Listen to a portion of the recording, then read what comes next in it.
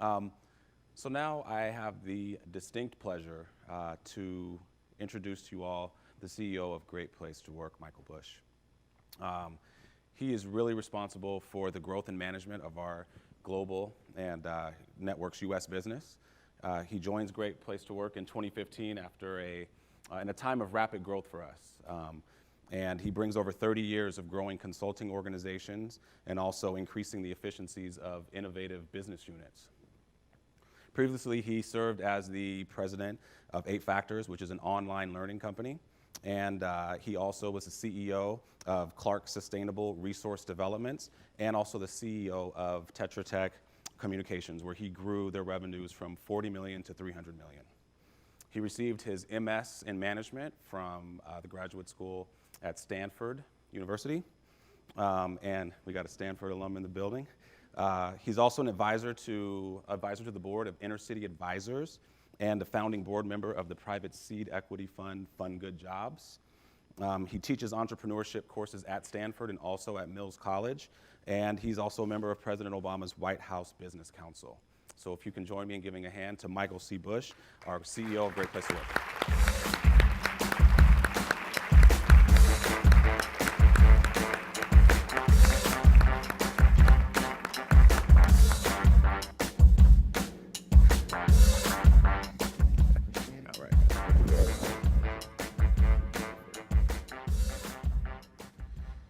Good morning, everyone.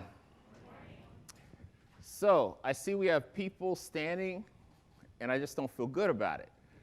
I know you signed on the front of a check, which is a very important thing to do, and you're standing. So I just want to point out a few chairs where you could be more comfortable. I think there's one here, 1 or 2 here. Say there's 3 here. If you could just boldly walk through here, we won't trap you. There's a break right after I talk, so you're not pinned in here. Okay, are there any seats over here? Okay, we got 3 over here, 3 or 4. All right, and we got 2 right here. We got seats for everybody. So don't tweet, hey, they didn't have a seat for me. We got seats for everybody.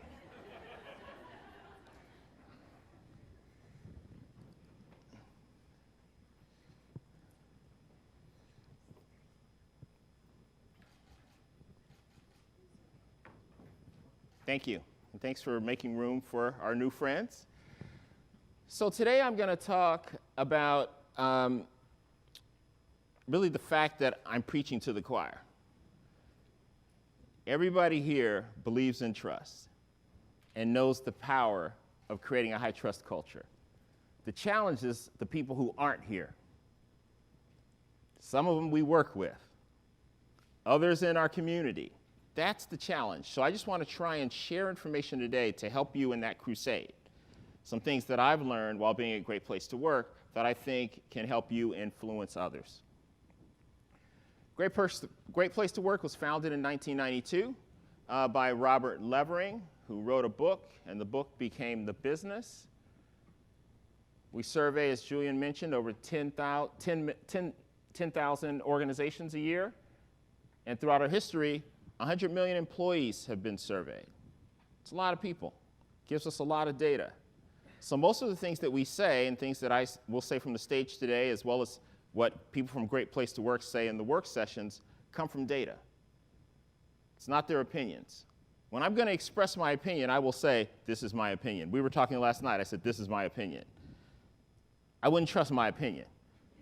I'd really trust the data, okay, that comes from 100 million surveys. 44 countries. We have offices in New York, in San Francisco, and in 44 other countries around the world. So we know a lot about people and what they want when they go and do this thing called work. One of the things we've learned is it doesn't matter where you are, doesn't matter the color, people want the same things. People want to trust the people that they work for. That's number one. That's why the word we use at Great Place to Work is trust. We think it's all about trust. There's no engagement without trust. It's all about trust. They also want to have pride in what they do. They want to feel good about what they do. And they want to enjoy the people that they work with. These are 3 basic things. So when you're running your business, you're working with other people, this is the lens through which we want to look at employees and think about the culture that we're creating. Person seem to be proud. They seem to be enjoying the people that they're working with. Is there an element of trust? It's what we measure in our survey. The other thing we know is that people want to work for people that have certain characteristics, that produce certain feelings. These are really important points for managers, supervisors, and leaders. What do people expect of me? They expect credibility. They want to believe in you. That when you say things, you're actually going to do those things. It's called walking the talk. And they're watching you all the time, sometimes looking for you opportunities when you slip up. It's credibility. It's number one. They also want respect. They want to know that they matter. They want to be treated in a certain way. And finally, they want fairness. They want to know that you're going to treat them the same way that you're going to treat everybody else. There's no preferential treatment here. I don't have to be a Seahawks fan to get promoted here. Okay? That everybody's going to be treated fairly. There's no favoritism. So when people are looking up at people they work for, these are the three things that they look for. And this is what we measure in our survey. This is at the heart of the 58 questions. We are trying to determine how people feel about the people that they work for through these dimensions. People want two other things. They want a sense of camaraderie. They want a feeling that they belong, that they're part of a team. And they look to their colleagues for that. They aren't looking up for that. They want to be working with people that what you do matters, and it matters to me, and what I do matters to you. And there's a here, there's a there. They go to work and they feel good about being there. They actually belong. They want to go. They're attracted to the workplace because of this feeling that they get and this sense of pride. I was speaking to about 300 custodians at UC Berkeley, an average school in the Bay Area. And so it was a room of custodians. We were talking about trust. And we were talking about these very same points. And we talked about pride. And everybody there, because at the time, Cal was undefeated, so it was a fluke season. And they were all wearing their Cal hats and their Cal shirts, feeling super, super proud. So there's a woman in the second row. So I said, "Are you proud?" She goes, "I'm very proud to work for UC Berkeley." Well, who wouldn't be? Great academic institution. Well, that's not the pride we're talking about. We're talking about the pride in the work that she does. Her name was Teresa. So I said, "Teresa, what do you do?" She said, "I'm the supervisor." Great. And what do you supervise? She said, "I supervise corners and crevices." Okay. What's that? She goes, "Well, UC Berkeley campus, huge campus, full of new buildings and a lot of old buildings." She says, "I make sure they're clean. There's not a speck of dust in any corner or crevice." I said, "Okay, Teresa, hold on.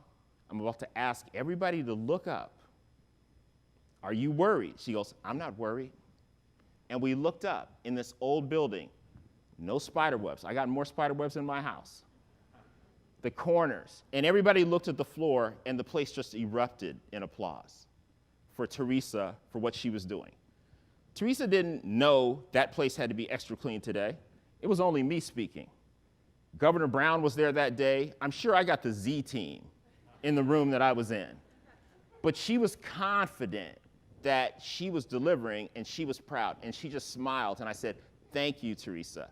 She said, "No, thank you."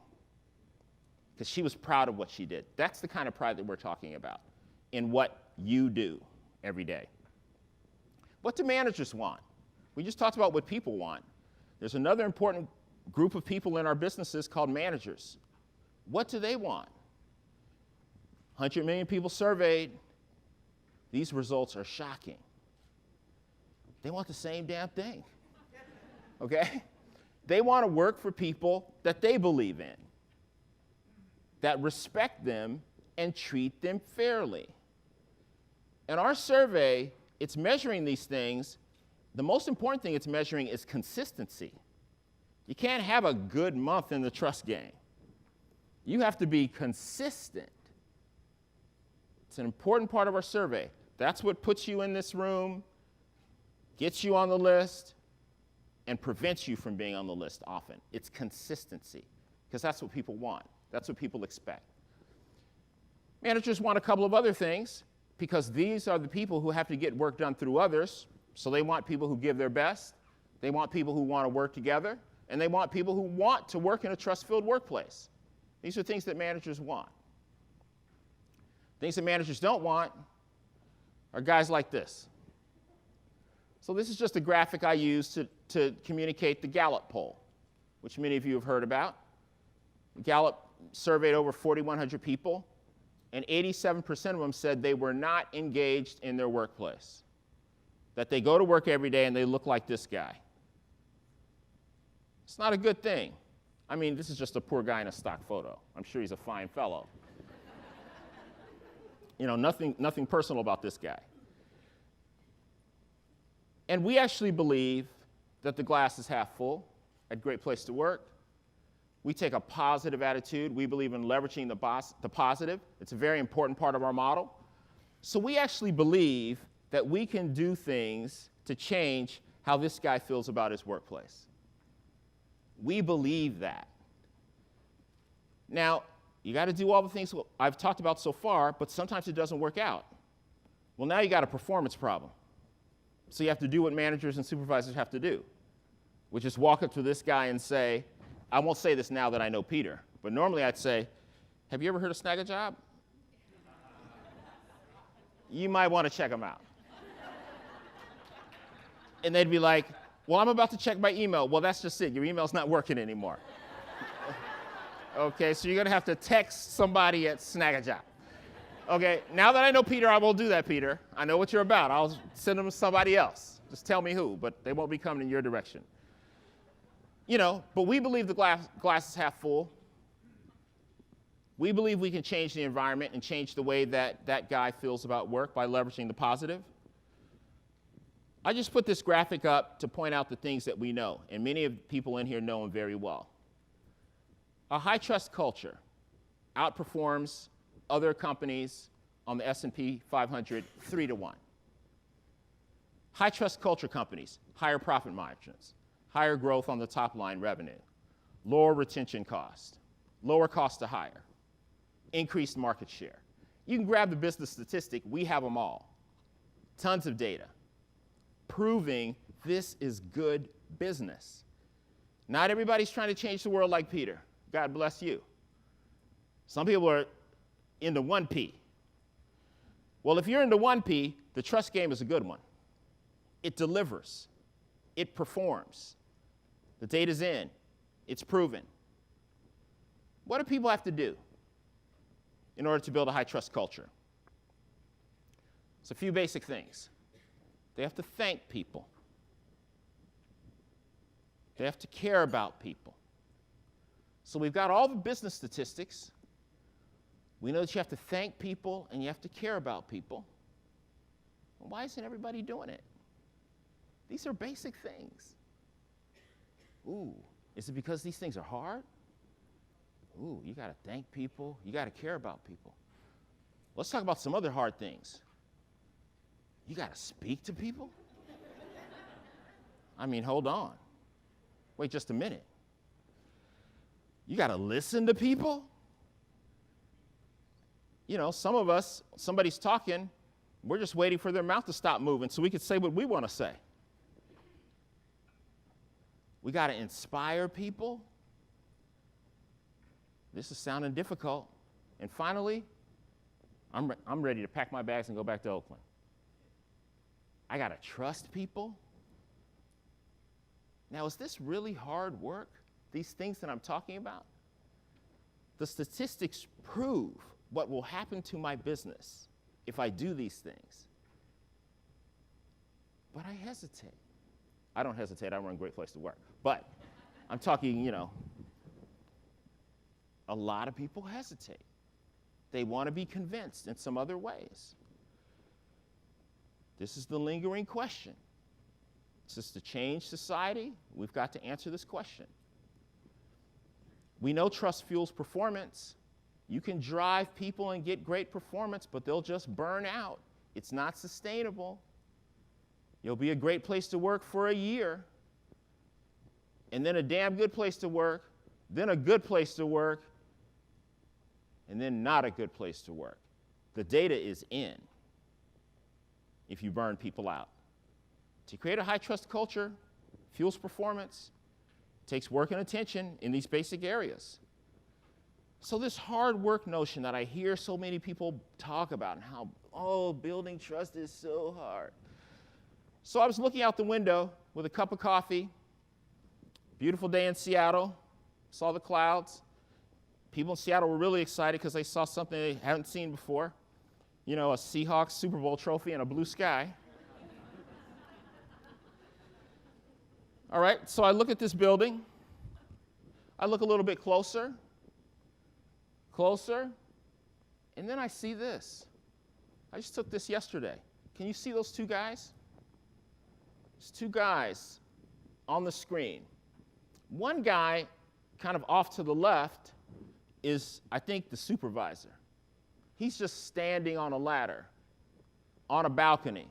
The other guy is on a rope, swinging, cleaning the window. So I'm watching this happen, wondering why is he doing that, because it rains here every day, but okay, let's just move right along. But he's into it. He's into it. And I watch him. And so he swings, that's when I caught this picture. And he goes, and he comes back to the other guy, and the other guy is saying something to him. Now, I don't know what he said. He either said, look, if you don't go and get that spot up in that far right-hand corner, I'm going to let the rope go. Okay? Or he said, you're a 4-star performer. If you can get that little spot out there, you're going to be a 5-star performer. I don't know what he said. All I know is the guy pushed off and lunged like Michael Jordan. Stuck his tongue out. Boom. Got that last little spot and came back and fist bumped the guy. So I think he probably said the star thing. Now, to me, this is hard work.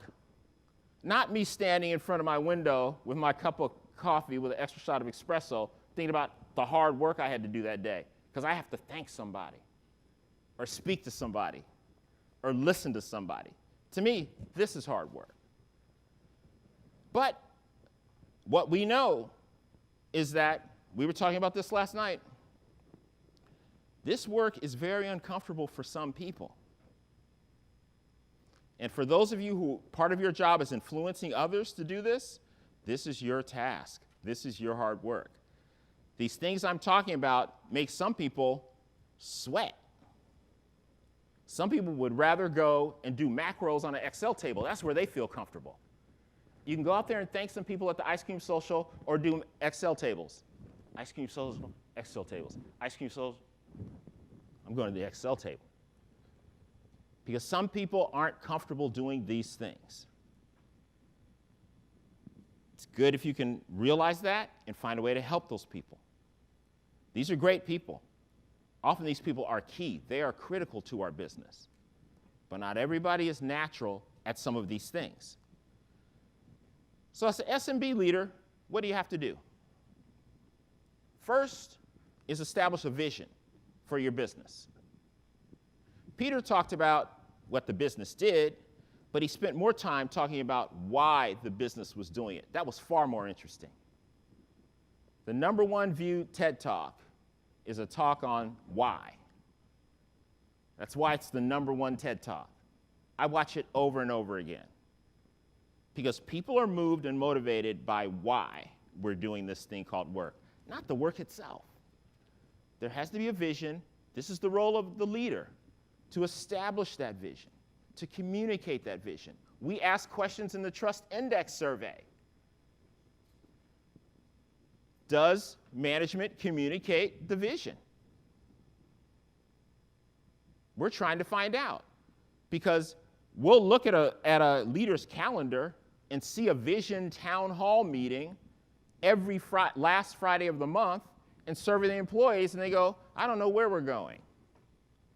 There's something going wrong in that communication, in the way that it's happening, that people are feeling that they don't really know. This is a critical part about leading, building a high-trust culture, frankly, leading any business, having a compelling vision.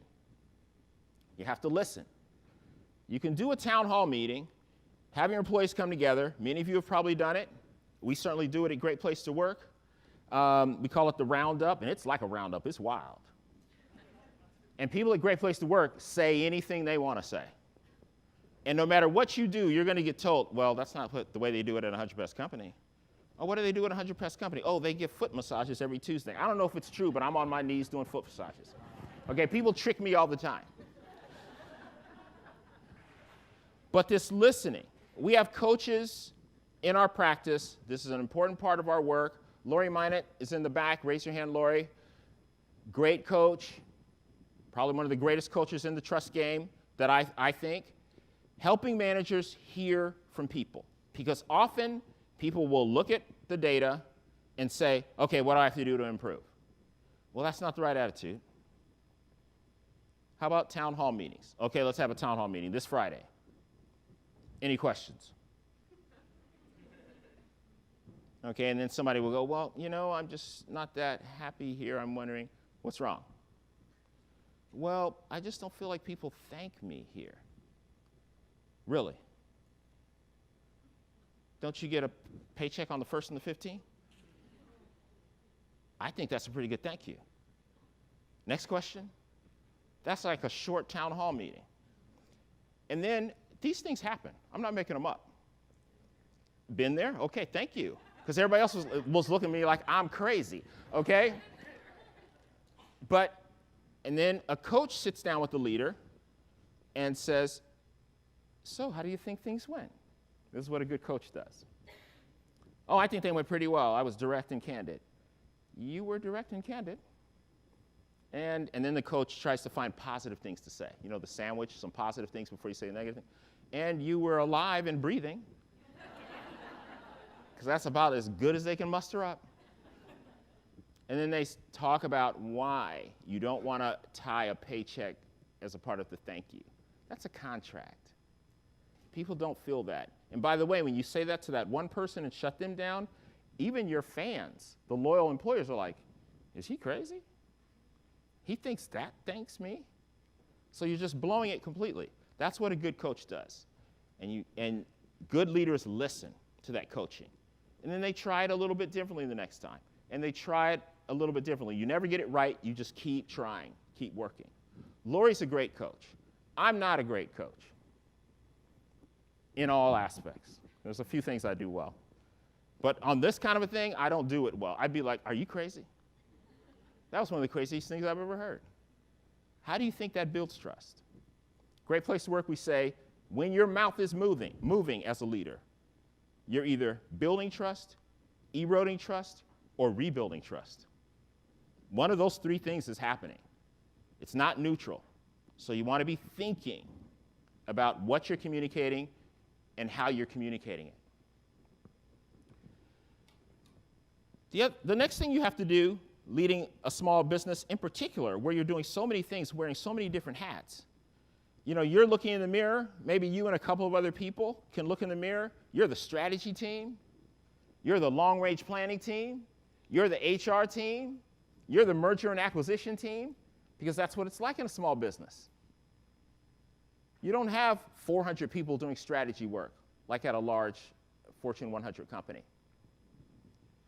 So what Mattmar says is, as she was moving through Cisco, working on this thing called work-life balance, she learned there is no such thing.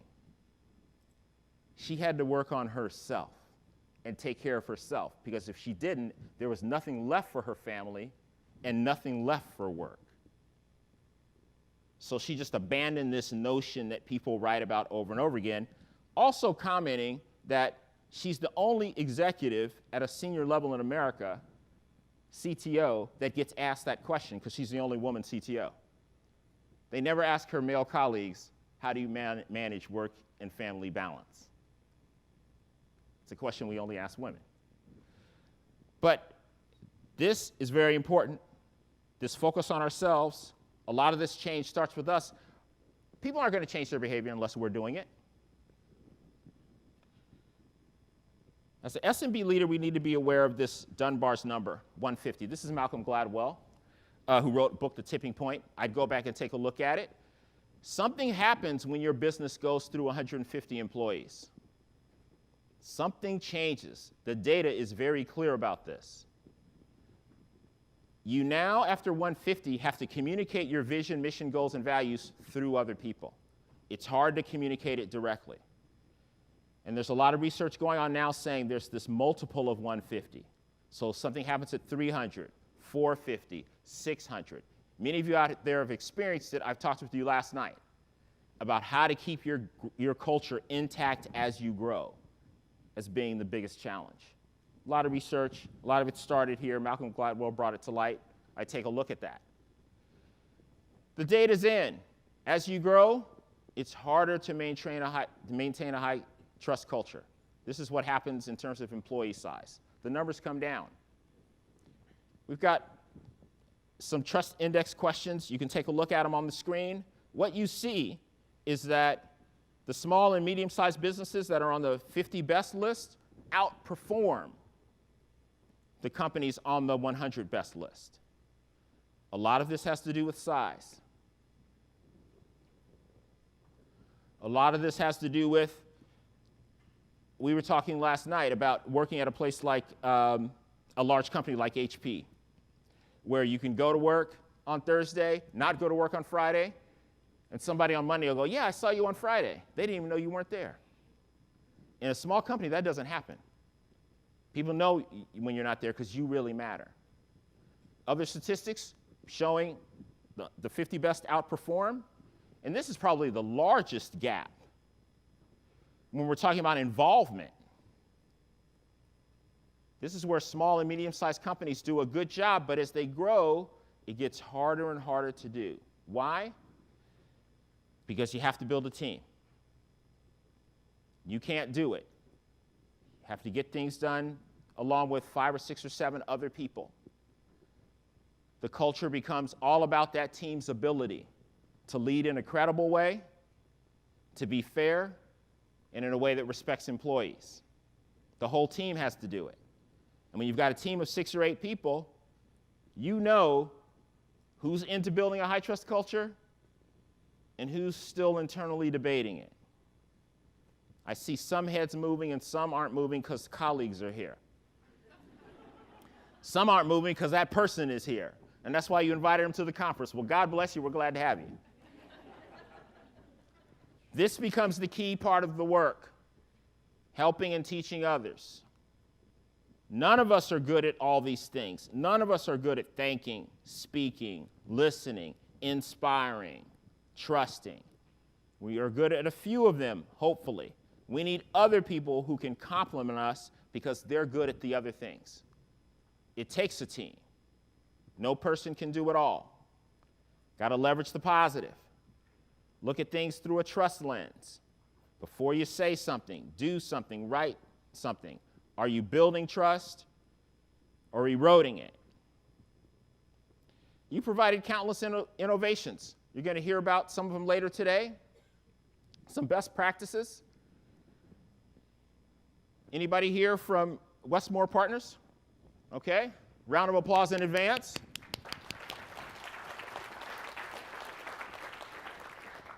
So we're highlighting them as a best practice. So one of the things that they do, they know they've got people who travel a lot. Now they're taking pictures of the screen. I'll send you the presentation if you want. Okay? We'll tweet about it and everything else. We'll blast it out. They have people who travel a lot, road warriors. Any of you know anything about that lifestyle? It's rare when you're in your bed.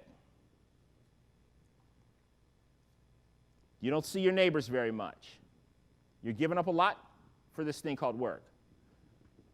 The stewards and stewardesses on the plane hello, Mr. Bush. It feels good in that moment, but this is a sign of a crazy life. When they're saying that and the neighbors aren't. Okay, you're on the road, working. You don't see your kids. You don't see the dog, the cat, the parakeet. Don't see your wife. I should have said wife sooner. I just caught that. Not after dog, cat, and parakeet. I've been married 30 years. I want to make it to 31. Don't tweet that. And don't retweet it if somebody tweeted it. Okay? You don't see your wife at the start. Okay? And then these other things. Well, one of the things they do is they've got this bonus program in place to acknowledge that. They're like, look, we're seeing how many miles you're flying, how many nights you're spending away from home. We just want to say we acknowledge it. You know, you've chosen this lifestyle, and we appreciate it. It's working for you, we hope, and it's working for us for damn sure. We want to say thank you for that. That's rare. That's why we're highlighting it. We know lots of road warriors, and their companies do not do this. Anybody here from Intuitive? Right here? Okay. Give you some applause in advance. Intuitive Research and Technology, been high on the list, and continue to innovate. Got a couple of things going on there. One of them is called the Stay View meeting, where they interview employees who have been with the company for a long time and are high performers. And they ask them a series of questions, and they look at the answers, and they use those same questions and the answers. There's predictive analytics here. And they ask people who are trying to get a job there, because they believe there's certain characteristics, certain points of view, certain attitudes that are present. Yeah, I'd be moving my pen too. I'd be writing this one down. This is a good one. Okay, it's just predictive analytics at its best. And they look to see if they can capture people early in their career who exhibit the same kind of thinking, same kind of point of view. They also have another program where they're asking people not to work more than X hours. I didn't fill in the X because we get information privately and don't want to, so I'm just saying X. I actually know the number.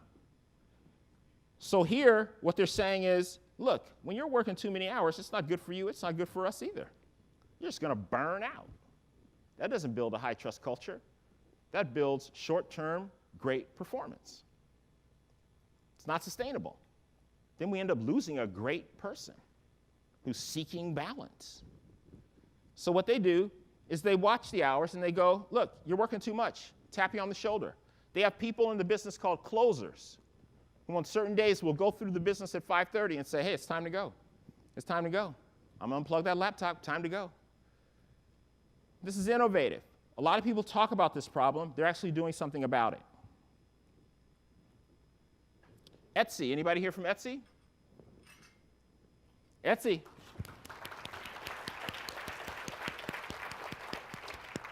Etsy has something called a Gender Equality Committee. This is just something we highlighted because it was different. Everybody talks about the fact that in the technology fields, women are underrepresented, people of color are underrepresented, women of color are underrepresented. They're doing something about it. They establish a committee of people, their employees. They go out in the community. They teach, train, advise, counsel, mentor. Underneath that little badge, it actually says an injury to one is an injury to all. So they're thinking about people here, not just getting more statistics into the technology field. Again, it's one of those problems everybody talks about, but few do anything about it. They actually took the innovative step as a best practice, which we recognize, of actually doing something about it. Great workplaces. Many of them are here. Many of them will be celebrated tonight. We can't wait. Want to highlight a few. Perfection in 2015. Anybody here from Square Root? Right here? Give you a round of applause. From Sage Ready? Congratulations. So this is perfection. That's what we're signaling here. This is where, as many of you know, one of our questions is, it's basically all things considered, do you consider this to be a great place to work?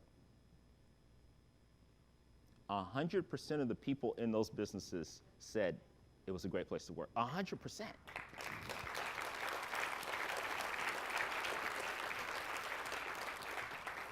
Now that's crazy, isn't it? I mean, if I was in a business where people could just come to work and I just give them an envelope with $300 in it, and then they go home. You get the job? Hi, Mike, how's it going? Here, there you go. There you go home. And I just did that. I guarantee you, after about 4 months and we did the TI index survey, I don't know that I'd get 100%.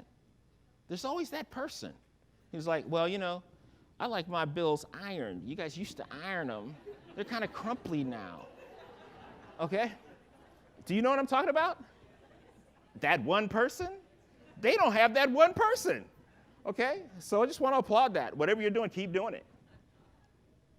A decade of consistency. Dixon Swabble and PPR Talent Management Group. Round of applause to both of you. You hear it? Dixon Swabble from Rochester. Okay, you're sitting with your other Rochester colleagues, got a Rochester table here. Okay, you know, great companies, think together, know each other, and work together, I hear. So this is a decade of being on the list. It's one thing to make it once, it's a great thing. It's another thing to make it twice.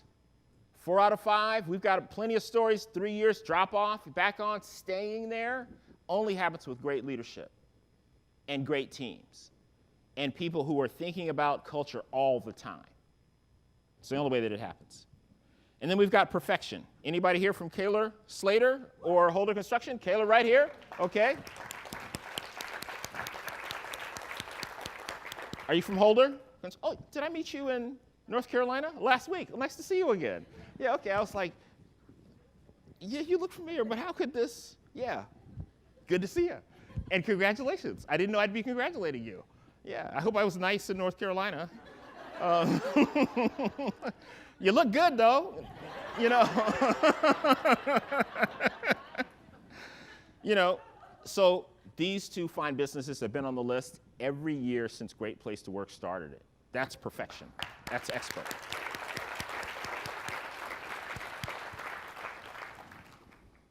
So, a great place to work, we feel it's about more than just the profit. This is our mission. This is our why. We are dedicated to creating a better society. I always pause there. That's why Great Place to Work exists. That's it. That's the why. If you ask any of the people who are here, I guarantee you, well, of course they will now, but if you would ask them before why they're a great place to work, this is what they say. And we rarely talk about the other part. We're driven by the better society part.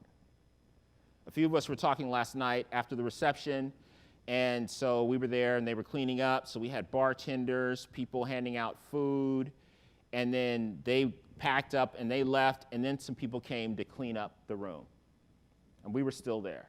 Well, one thing I noticed is the people who were cleaning up the room weren't dressed as good as the people who were bartending and handing out the food.